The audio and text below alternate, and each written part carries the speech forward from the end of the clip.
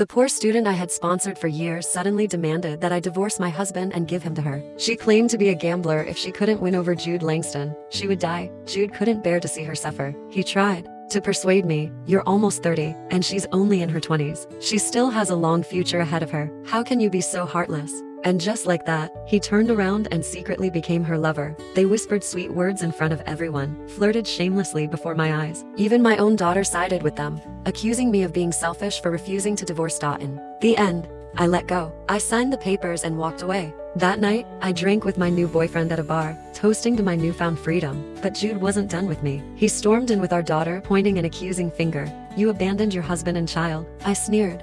"You're almost 40. My new boyfriend is in his 20s. I guess I just have a thing for young ones." When I returned home, cake in hand, my daughter Cassie ran to the door. But instead of welcoming me, she looked behind me, searching. "Where's Annadelle? Where's Dad?" Her face fell. "Why did you come back alone? You're not welcome here." I rubbed my temples, exhaustion washing over me. I had just finished an overnight operation. I had no energy left to explain. She was only 8, still a child, normally obedient, but tonight relentless. She hit and kicked me, her small fists fueled by anger. "You're bad. A stinky old woman. You stay with patients all day," she sobbed, hiccuping through her fury. "I want Annadelle. I want Dad." Her little hands hurt more than I expected. I inhaled sharply, then wiped away her tears, forcing a gentle voice. "Cassie, Mommy is saving lives in the hospital. Mommy is an angel in white, not a bad person." But she only cried louder. I knew she was doing this on purpose. Whenever things didn't go her way, she punished me like this, completely different from her father, who preferred silence. "You're lying. If you really save people, why don't you just let Dad and Annadelle be together?" Her voice cracked. Annadelle said she would die if she couldn't have Dad. A memory surfaced. Just days ago, Adele Whitaker, the poor student I had supported for 5 years, stood before me, pleading. She had looked at me with desperate eyes. "I'm a conqueror," she had said. "If I can't win over Jude, I'll die. Please, let me have him." I hadn't believed her, but now, doubt crept in, because once upon a time, Jude had conquered me too. Back in college, when he was the golden boy every girl's dream, the campus heartthrob. And I? Just a medical student buried in books and lab work. Yet, rain or shine, he waited for me outside the lab every day, ready to walk me to dinner, to tell me stories, to make me laugh. And today was my birthday. He had promised to pick me up. But when I stepped out of the hospital, only the cold wind greeted me. Cassie wouldn't stop crying, begging for her father. So I called him, again and again. On the 5th ring, he finally answered. His voice was lazy, hoarse. "What's wrong?" Before I could speak, Cassie grabbed the phone, her voice turning sweet and hopeful. "Dad, were you with Annadelle today? Can you bring her home next time?" My face turned pale as I snatched the phone from Cassie's hands. "Cassie, what nonsense are you talking about?" she huffed, crossing her arms. "Dad said I'm a child, and children don't talk nonsense." With that, she spun on her heel and ran off, knocking over the cake I had just set on the table. The cream smeared across the floor, a sticky, ruined mess. I stared at it for a moment. The remnants of my daughter's anger splattered before me, and exhaled a long, tired sigh. I didn't understand. Ever since Adele entered our lives, Cassie had changed. My once sweet, sensible daughter had become volatile, lashing out at me in ways she never had before. I picked up the phone again. "Look at your daughter," I said to Jude, but he remained unmoved. "Karine, this isn't how you should handle a child. At her age, you need to be patient." Patient? Had I not been patient enough? Did patience mean sacrificing myself, divorcing my husband, stepping aside, letting another woman play mother to my own child? Jude, Montclair University professor of literature, always spoke with the air of someone who believed he knew better than everyone else. Maybe in books, he was wise, but in real life, he was clueless. I was too exhausted to argue. I turned around and asked him why he hadn't picked me up from work today. A long silence stretched between us before he finally spoke. "Karine, you've walked that road so many times. You're not a child who needs someone to pick you up." His tone was indifferent, almost dismissive. "At your age, are you still afraid to go home alone?" Then, as if it were an afterthought, he added, "I have a seminar here. You should sleep first. I won't be coming home tonight." Just as he finished speaking, a faint but sharp moan echoed from his side of the call, hurriedly muffled, but unmistakable. The sound pierced through me like a needle to my eardrum. We are all adults. No matter how naive I wanted to be, I wasn't stupid. I knew exactly what that sound was. My heart plummeted. Tonight, after an exhausting shift, my daughter had scolded me, my husband had forgotten my birthday, and now, he was sleeping with another woman. I stood frozen, staring at the ruined cake on the floor, its cream smeared into a mess just like the wreckage of my life. A notification lit up my phone screen. "Happy birthday." It was from the bank. I let out a hollow laugh. The only birthday greeting I had received. Mechanically, I cleaned up the mess, then sank onto the sofa, my body weighed down with exhaustion. Out of habit, I opened my Instagram feed, and then I saw it, Adele's latest post. A woman slender, shoulders leaning against a man's broad chest, his face intentionally cropped out. 3 live photos. Different locations. The bathroom, the kitchen, the bedroom. The caption, 99 progress in the strategy. My breath caught. My fingers trembled as I clicked on the images. The moment they loaded, the accompanying sound played, one I could barely stomach. A man's heavy, desperate panting. It was like a bolt of lightning striking my last shred of rationality. I knew that voice. I had spent years by Jude's side, how could I not recognize it? And when I looked closer, my stomach twisted. There, on his collarbone, was a distinct dent, one that had never faded since the day he got injured saving me. The second image was of Adele's manicured fingers, hooked around his collar, her nails glinting under the light. My breath turned shallow. The man who had always been reserved, almost restrained with me, was now utterly unrestrained with someone else. My hands shook as I zoomed in, desperately searching for proof that it wasn't him. But hope was short-lived, because on Adele's finger, I spotted a ring that looked painfully familiar. A few days ago,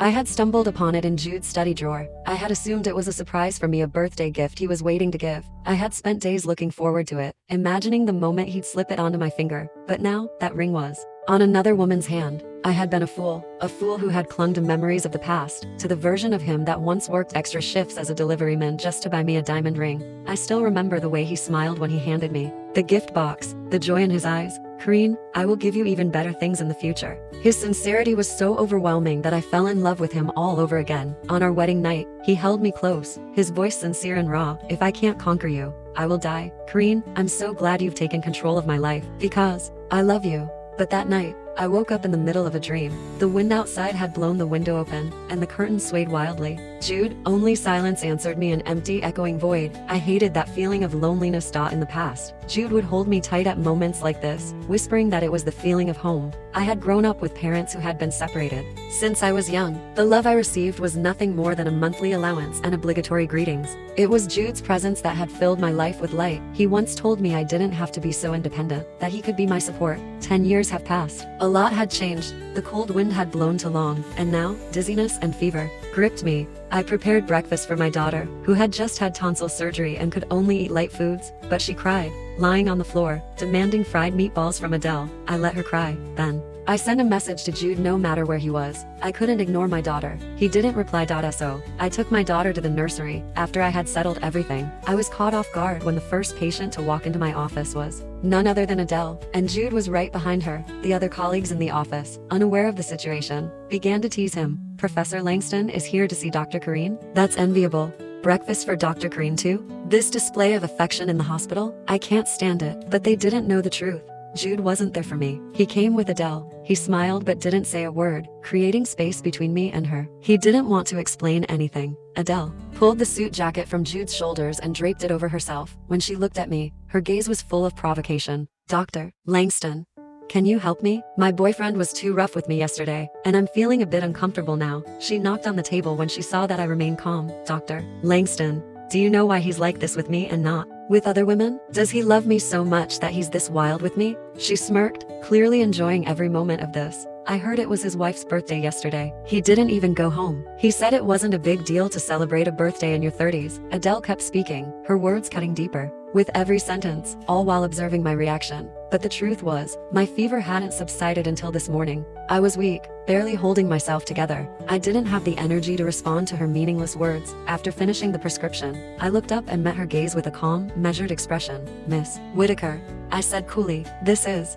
my professional time. Please leave personal matters out of this. My voice was steady, but there was an undeniable edge to it. Otherwise, I'll start thinking you're just being childish. I gestured toward the door. Now, go get your medicine. Don't waste the next patient's time. Adele's smirk faltered, her face flushing with irritation. She had come here expecting to see me unravel, to watch me break under her words. Instead, she was the one being dismissed, her lips curled in frustration. What kind of doctor are you? Kicking me out like this? She snapped, her voice rising.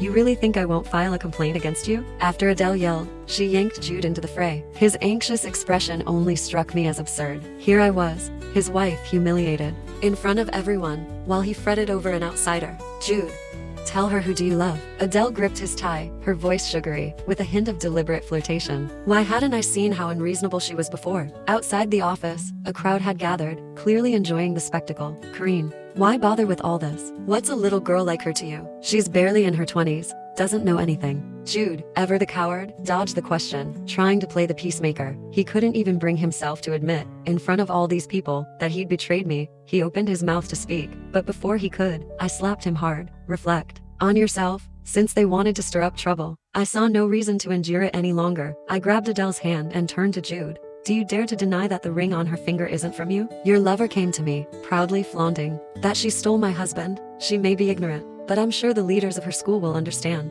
My fury boiled over, and I raised my hand to slap Adele, but before I could, I felt a sharp force at my waist. Someone pushed me out of the way, and I collided with the corner of the table. The pain exploded in my head, and white light flashed before my eyes. A warm rush of blood spread quickly across my forehead, the pain intensifying with every heartbeat. The surrounding noise grew louder as I sank into unconsciousness. When I woke up 2 days later, a young nurse was sitting beside me. Her face lit up when she saw my eyes flutter open, and she burst into tears. Dr. Karine, you're awake. The examination showed that your eyesight was nearly damaged. We were all so worried. She waved her hand in front of me, asking gently, can you see clearly now? Are you hungry? I'll get you some porridge. I forced out a bitter smile, feeling the heaviness of everything weighing down on me. It's fine, I muttered. I'm okay. I can go back to work in a few days. But as I looked around, the absence of my family hit me harder. Thassy physical pain. I pulled out my phone and sent a message to Jude, trying to suppress the unease in my chest. I just wanted to know how my daughter was doing. I had been in a coma for 2 days, unaware of everything. But as soon as I typed the message to Jude,